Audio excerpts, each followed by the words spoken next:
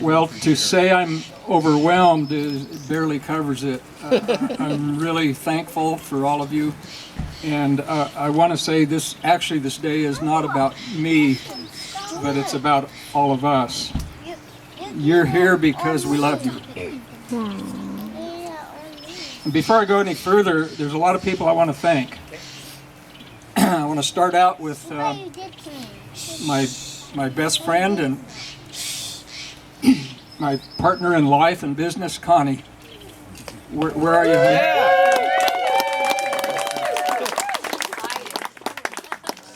This place would not exist were it not for Connie. Also, as most of you know, this event was really planned and put on by my kids, Eric and Christina and Melissa. Raise your hands. Eric's there. Melissa's in the back. And Christina here. Our friends Joan and Yvette at the last minute couldn't make it, but they furnished tablecloths, napkins, some tables, and a canopy. Yes, and drink dispensers. And drink dispensers. Alan Berg brought the pizza. And his wife, JC. Yay, Jesse! Good job. Granddaughter Erin made the cake that we're looking forward to enjoying. Where's Erin? Erin recently got her driver's license. The nearby Grange furnished the tables and chairs. And there's some of you who traveled quite a distance to be here. Unfortunately, my cousin Helen and her husband and our mutual friend Dee were worn out, but they traveled all the way from Pacific Grove on the Monterey Peninsula just for this occasion. They left a little while ago. Eric came up all the way from near Santa Barbara, where he's living now, and he's the official owner of the Franklin Woody. I have to be very careful when I say that. I learned a new vocabulary word that day that Jerome referred to. Hey, Dad, it's actually a Cantrell semi-suburban. Okay. My cousin Carolyn came all the way down from Seattle. Where are you, Carolyn? Raise your hand. Somewhere. There she is. And our good friend Dan came from Portland. He's right here. A lot of family here, the Vanderfords and their kids and grandkids. Connie's sister Sally and her sister Marion are here. We've got a couple of grandsons, Lachlan and Eli. My cousin Ted and Maria are here. Ted's approximately my age, and there's a clipping on the table under this blue canopy about a bicycle trip he and I did together when we were 14. Rode from Monterey to Yosemite and back. Wow. One-speed bicycles.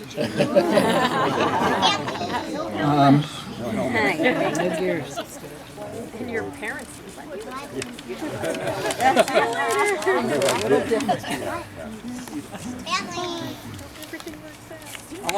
I want to describe a couple of dreams. These are dreams that came true. 42 years ago, Connie and I became partners, and we had a vision of how we'd like to spend the rest of our lives. And it involved woodworking, doing a craft where we felt proud of what we do, and where at the end of the day we could look back at what we'd accomplished. And I was getting rather tired of being part of a giant bureaucracy. And this place is a testament to that dream coming true. and I invite you to tour the wood shop. We've got some of our products there on display. And come and visit us at Country Fair in a little over a month. Life, to us, life is about not so much about things, but about how you feel about your things and your friends. And all of you being here today is just a testament to that dream coming true. Sorry, I'm choked up. There's another dream that came true. 53 years ago, I met with Johnny Thomas. Are you still here? And if so, where are you? Right there. Johnny and I met, I think as near as I can recall, it was in 1963. We both had Model A Fords, and there was no club at that time that we could join. The only club that existed wouldn't allow us in. Ours were too new. And we decided, well, since there's not a club, let's start one. And we got together with a few friends, and the four of us who are surviving founding members of the Emerald Empire Vintage Auto Club, we're all here today. George Beebe had to leave. And he's the owner of that beautiful green Chrysler that was parked in the driveway. I'm sure you saw it. And Jean, where's Jean? Jean Brown was at that very first meeting. She's a founding member. And so the four of us were here all together at the same time. And that's a dream that came true.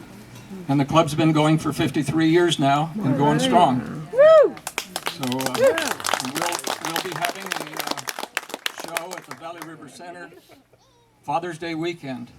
So that's in about 2.5 weeks approximately. And I invite you to come.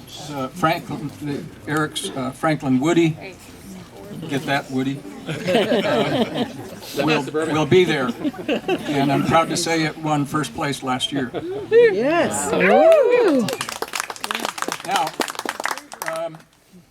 our neighbor Gary, where are you, Gary? Right back there in the maroon t-shirt, has volunteered to take people in groups of 8 to 10 at a time on a walk to the river, and I'd urge you to take him up on that.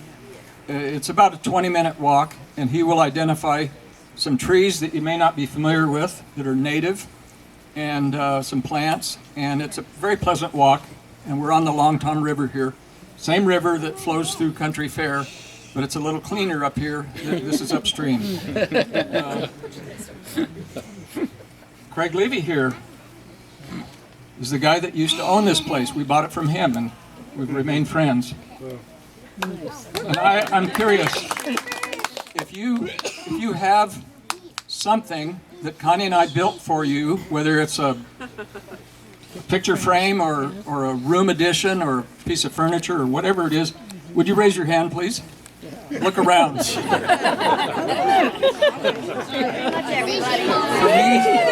thank you. For me, this is another dream that's come true. Thank you all very much. Goes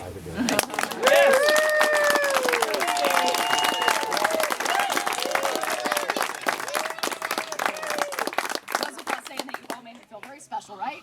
Yes. So we have requested a special song by the Hip Billies, which, by the way, you can find there. You've got lots and lots of places, lots and lots of venues this summer, right? We do. So make sure you get their card. You can find out where they're playing. Happen to have a little tip jar up here. Shameless commerce. No shame.